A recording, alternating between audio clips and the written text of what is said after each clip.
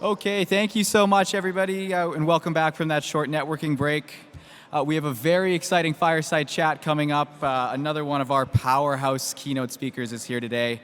And to introduce them, I'm pleased to invite Richard Wong, Vice President, Regulatory and Operations from CAP, one of our generous forum sponsors, to welcome our speakers. Let's give Richard a round of applause.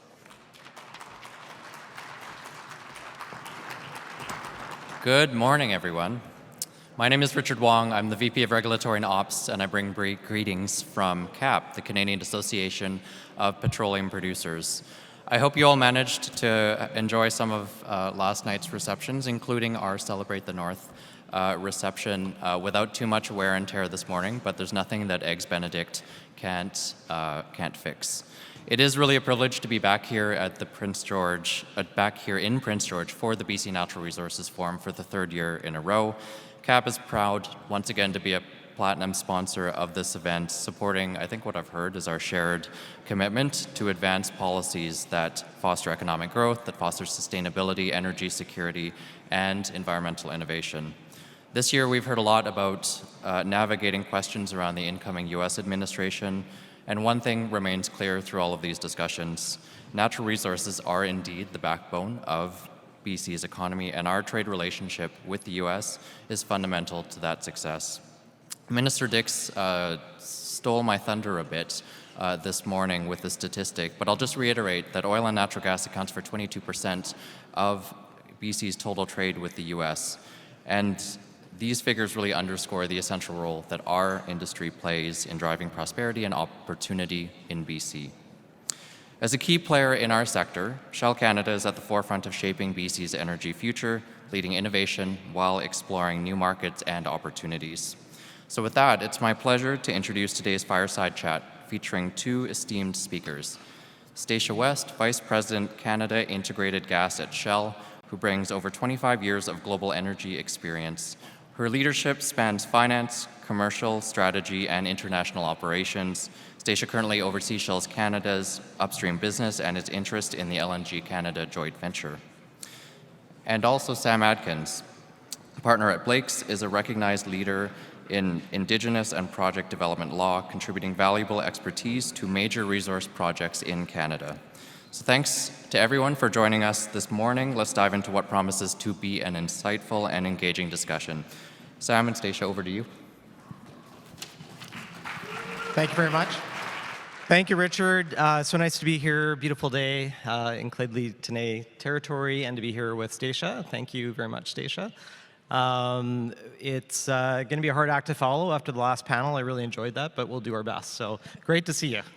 Thanks very much, Sam. And thanks for the introduction, Richard. It is really great to be here. I was actually meant to come to the Resources Forum last year, and I got snowed out. And I hear that tends to be a trend with this conference. So I actually feel even more lucky that I made it in today. But it's really been nice to be part of the conference the last few days and to hear a lot of the stories around reconciliation and economic development. And I'm really excited to share a bit more about what we're doing in BC here today. Well, perfect. Well, thanks for that. I have some questions. Would love if the audience, just to be reminded, please put your questions in.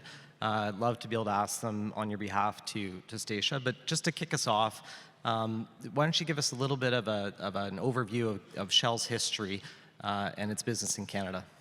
Okay, thanks, Sam. Our business in Canada started decades ago. So we actually started off in Canada in 1911 with about $50,000 of seed capital and I think a handful of employees. Today we have, I think, over 3,000 employees. We've got operations spanning coast to coast. Retail sites, refineries kind of in the middle, and then our interests here in BC, which is our upstream development operations, and then our interests in LNG Canada. So, and during that time, it's been a long time that we've been working in Canada. We've worked with many different governments, regulators, stakeholders. Technologies changed so much. Like if I even think about the last 5 years and how technology's changed, and all we know is that we'll continue to work with lots of different stakeholders, governments going forward, and I'm sure work through lots of change in the future again. There's, I mean, even from my own perspective, I think some of the areas you work in the province are some of the most dynamic. And even coming to conferences like this conference has just grown and grown and grown every year. So congratulations to the organizers on that. Why don't we'll step back and just talk a bit about the topic we're here for today, which is really Shell's integrated gas business. Can you tell us just a little bit about what exactly that means, and maybe look at it from a global perspective? Like, where does natural gas kind of fit globally? Where does it fit within sort of the energy mix, and what is Shell's sort of role in that? Sure. No, thanks for the question, Sam. I mean, maybe I start with just a statement. I mean, we really believe in natural gas. So we have a strong conviction around how important gas is and the role it plays in energy security and energy affordability, and also that the emissions reduction that come with producing oil, producing gas in replace of oil and coal. And so gas for us plays an important part in Shell's portfolio. And maybe just then, Sam, talking a little bit about Shell's portfolio. So Shell's LNG portfolio spans kind of 12 different countries. So we operate in Australia, Oman, Nigeria, and I think we're all pretty excited, really excited, if I'm being honest, just in the role that Canada is going to play in that mix as we go forward with the startup of LNG, that little project that Jason talked about yesterday called LNG Canada. So we really see LNG playing a huge part of our portfolio going forward. I think by the 2030s, we plan to increase our LNG production by 20 or 30%. So big opportunity still for us in terms of LNG and the role it plays in our global portfolio. So I will, and I want to ask you about LNG Canada, but we'll come back to that. Maybe take us a bit closer to home. You guys operate in Northeast BC. Can you talk a bit about sort of that end of the value chain and your operations up in Groundbirch? Sure. Groundbirch, we've been active in BC for a long time in the conventional side of the business and the unconventional side of the business. But our probably big entry into BC came with the acquisition of our Groundbirch asset in 2008. And it's actually really interesting to reflect back on the acquisition of our Groundbirch asset, because I was actually the land manager for Shell Canada at the time and was part of the team that did the acquisition of the Groundbirch asset. So it's really cool, 15 or 16 years later, to be here talking about Groundbirch and the role that I have as VP Integrated Gas. But maybe just a bit more on Groundbirch. So Groundbirch consists of 4 gas processing facilities, and that's our Saturn gas plant, our Montney gas plant, and then we've got 2 smaller plants with Brassey and Sunset. We produce about 500 million cubic feet of gas per day currently. We've been on a steady journey of ramping up our gas supply as we get ready for the startup of LNG Canada. We plan for continued steady development on our production going forward. But it's been a really exciting journey with Groundbirch, and it's great to have a chance to talk about it with you today, Sam. It's kind of fun. I mean, I didn't actually know that you were in charge of the land at 2008. Did you sort of foresee this in terms of where Groundbirch has gone? Is it? This was not at all on what I was thinking about back in 2008. Yeah. Sam, I think, and it's been a really interesting journey with Groundbirch, because I think when we acquired it, we were really quite active in terms of the level of development that we had with the asset. And then there was a period kind of in the middle where we were actually pretty quiet. We had a lot of unconventional portfolio at the time, and Groundbirch was one of the assets that we developed less. And part of that was just a very conscious choice to hold off on our development and wait until we needed the gas supply for LNG Canada. So it's really been this last 2 or 3 years where we've been consciously ramping back up our activities, our new growth activities in the Groundbirch area to where we are today. So it's really exciting times, especially as we start to commission this latest plant. Yeah. So maybe we'll stick in that part of the value chain for now, and just talk a little bit about, you talked about sort of displacing coal. We've got a federal election coming. There's a lot of talk about climate change. Obviously, BC and the federal government and Canada generally is taking climate change seriously. Can you talk a bit about emissions and that story and what you're doing in Northeast BC around that? Sure. If I think about our emissions, and what we've been doing on that in the Groundbirch area, maybe I really focus on two things. And one is electrification. So this is a story that I'm really proud of in terms of what we're doing in BC. And this started in 2015 when we electrified our Saturn gas plant. And with that, we significantly reduced our emissions in the area. Since that time, we, with this latest Saturn II plant that we're just in the process commissioning today, it's fully electrified. And then our Montney plant, which is one of our existing gas processing plants, we're actually just in the process of working through electrifying that plant today. And we'll swap out 4 gas-fired engines for electric engines. And we are just in the process, I was looking over at my operations manager, we're just in the process of commissioning that, starting up that first engine as we speak. So really excited about what we're doing around electrification in the field. And then probably second, maybe that I'd talk about, Sam, is methane.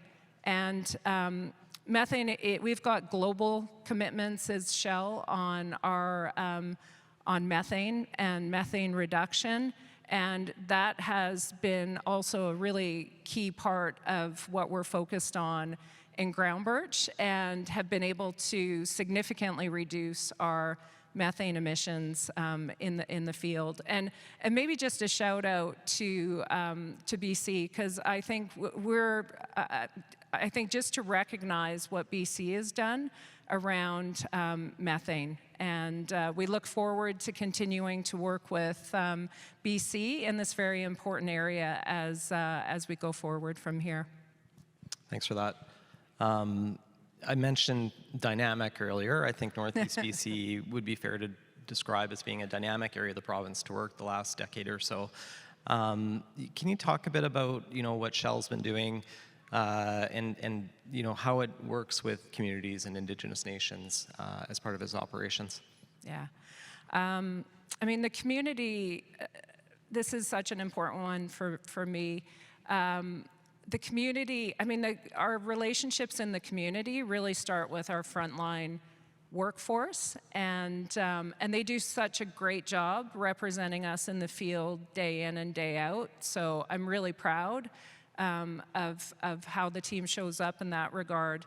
And then I think just generally, Sam, what I'd say is that our relationships with whoever it is, whether it's our governments, our Indigenous partners, our regulators, the various forms of, or the various people that we work with day in and day out in the field, it is such a critical piece of, I mean, maybe just stepping back, we talk a lot about our fundamentals or our brilliant basics as a team. And this is just like the good things we need to do in terms of how we operate every day. And our relationships with our stakeholders is one of those key focus areas on our brilliant basics. Super important to us, always will be. And maybe just a couple of things that I maybe just share in terms of what we're doing with some of our partners. And I think one that I'm really proud of is a project that we call Project Forest. And it's a project where we're doing some remediation work in the field. We're doing that in partnership with our Indigenous partners in terms of how we're actually doing the work and planting the seedlings and doing all the reclamation work. And I think it's 54 acres or 54 hectares at the end of the day, and 100,000 seedlings that we'll plant. And I think that's just one example that is not only kind of the reclaiming process and putting land back to its original state, but I think also just the great partnership that we've got with some of our neighbors as we're doing that. Another one that's I think a smaller one, but a super important one to us is a project that we've got called Project Heavy Duty. And this is just working with the local schools and bringing in operators to practice their heavy duty, operating heavy duty equipment. And I think the great part of this story is that we've been able to actually bring in a number of these students full time at the end of it. So people are at the heart of everything we do. And it really matters for us, and it's an area that we'll continue to focus on as one of our key priorities going forward. Okay, well, thank you for that. We're getting lots of questions in, so I will ask you one more question if that's okay, and then we'll go to some of the audience questions. So taking us from the other end of the value chain down to LNG Canada, obviously Jason spoke about LNG Canada from LNG Canada's perspective the other day. I'd love to hear from Shell's perspective as one of the joint venture participants in that project. So can you speak a bit to that? Sure. I'm going to start with giving Jason a dig because I know he's not here to defend himself, but I was going to say that what he really meant to say yesterday was that Shell was his favorite partner. But I don't know if he'd agree with that or not.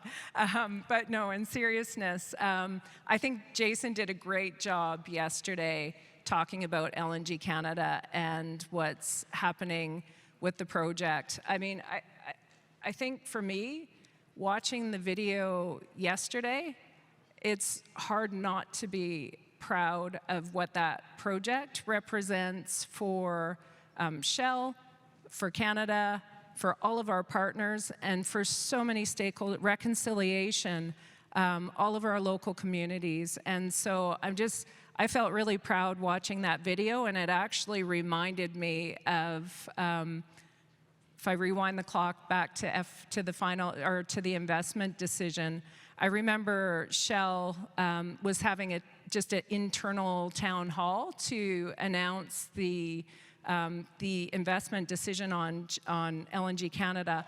I was working in Australia at the time, and I thought, oh, this is just one.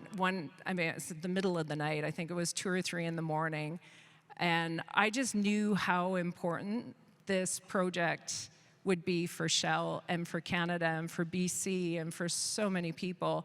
And so I dialed into that town hall that night, and I can still just remember the emotion and, I mean, happiness, joy, tears of joy. And it was interesting watching that video yesterday because I felt some of those same emotions coming back. So I think really important project for us, and we're very, very excited to see that start up this year. We were very excited when we flowed gas to the CGL pipeline. That was a milestone that I'll never forget, and our team will never forget. And I look forward to that next big one with LNG Canada. That's great. I mean, I share a lot of that emotion, as you know, and really fun to sort of see the project coming at this stage. I actually had seen Jason, and we were talking about the electric tug that had come into the harbor in Vancouver, and there was a celebration for it. And it's just so much fun to actually see that coming to fruition. So very exciting times.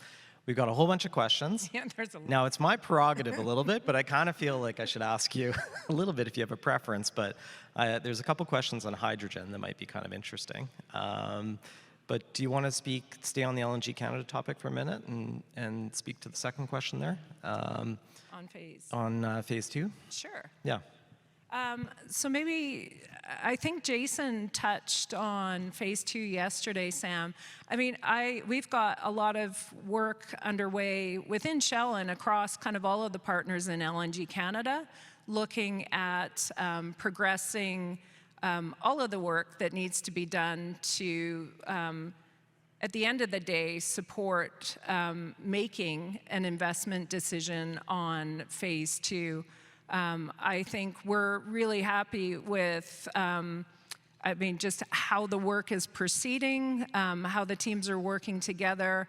I think at the end of the day, an investment decision on phase 2 will look at, affordability, just in terms of whether or not the project will make a positive FID decision at the end of the day. So lots of good momentum, lots of work kind of underway, and but a decision that will come in the future.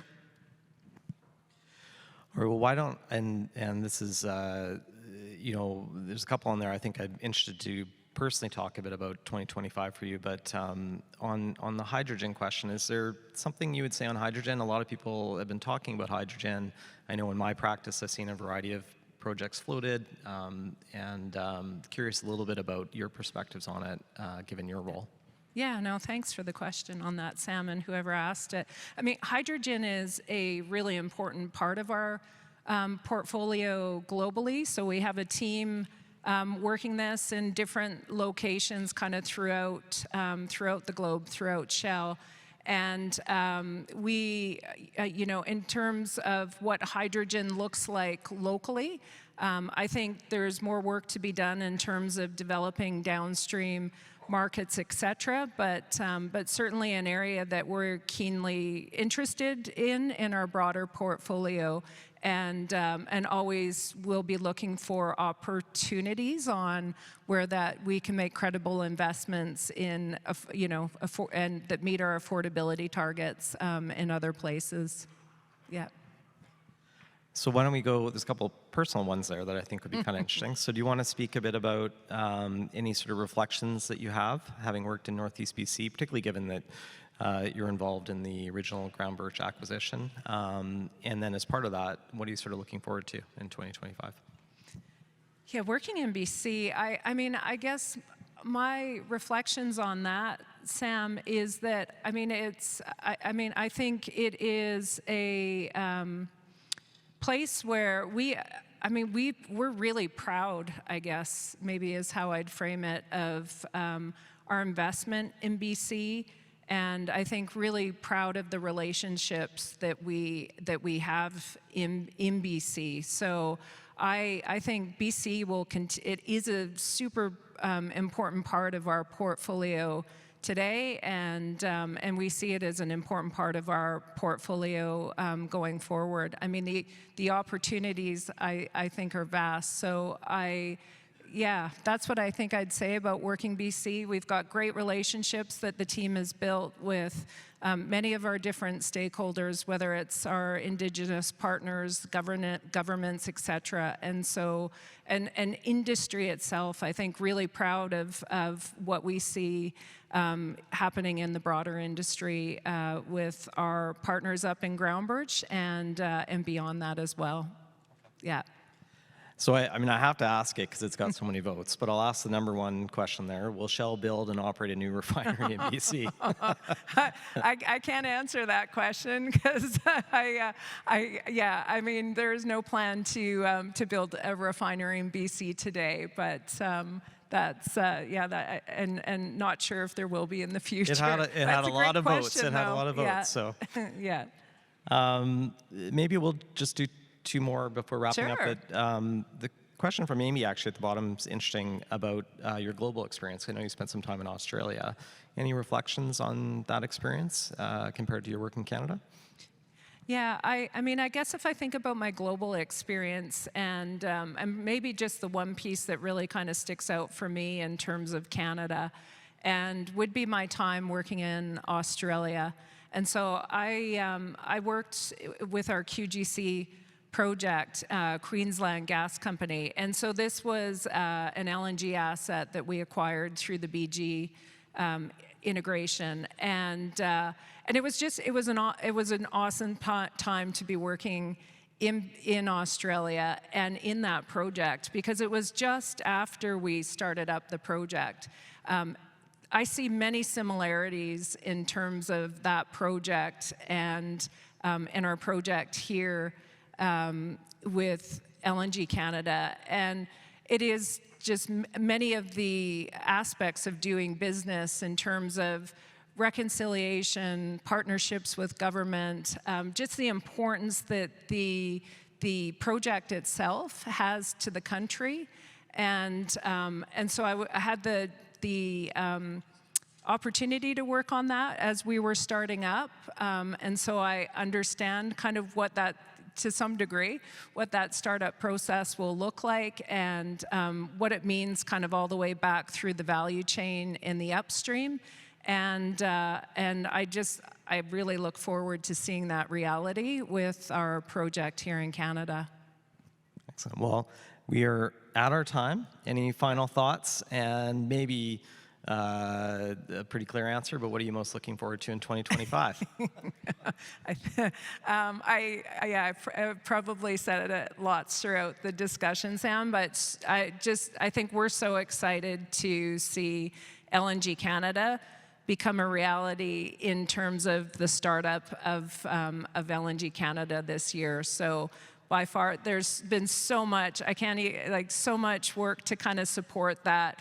The LNG Canada team has done a fantastic job progressing that project in terms of from so many different aspects, whether it's stakeholders, just getting the construction done in the field. And so to see all of that hard work and effort actually come into a producing operation this year is going to be really, really excited. And I can't wait to provide our ground birch gas in the Fort St. John area, down that CGL pipeline and to the LNG facility. And our team's pretty excited about that.